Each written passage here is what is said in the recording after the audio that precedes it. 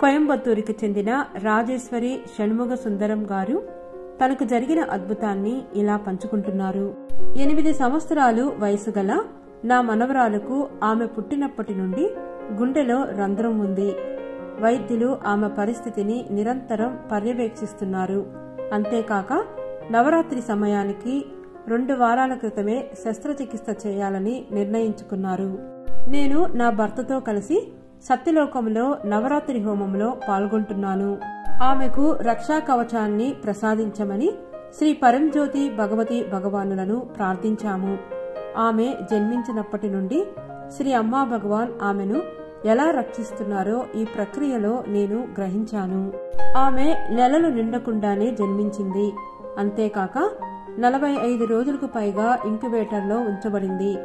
ఆమె ఊపిరితిత్తులు తగినంతగా అభివృద్ధి చెందకపోవడం వలన ఆమెకు ఆక్సిజన్ సహాయం అవసరమైంది. ఆమె బ్రతకడంపై వైద్యులు అనుమానం వ్యక్తం చేశారు.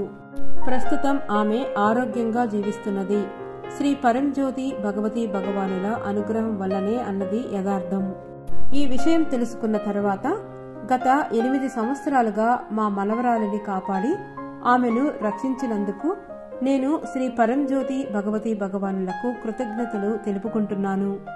నేను ఈ అద్భుత క్షణాలను తిరిగి గుర్తుకు తెచ్చుకున్నప్పుడు నా విశ్వాసం పెరిగింది. గాయత్రీదేవి హోమంలో ప్రార్థనలు చేసిన తర్వాత శ్రీ పరంజ్యోతి భగవతి భగవాన్ మరో అద్భుతాన్ని ప్రసాదిస్తారనే నమ్మకం నాకు కలిగింది. శ్రీ పరంజ్యోతి భగవతి భగవాన్ శస్త్రచికిత్స చేసి మా మనవరాలని కాపాడుతారని నేను బలంగా విశ్వసించాను. శ్రీ పరంజ్యోతి భగవతి భగవాన్ అనుగ్రహంతో యాంజియోప్లాస్టీ విజయవంతంగా జరిగి రంధ్రం మూసుకుపోయింది. ఇప్పుడు నా మనవరాలు పూర్తిగా కోలుకుంది.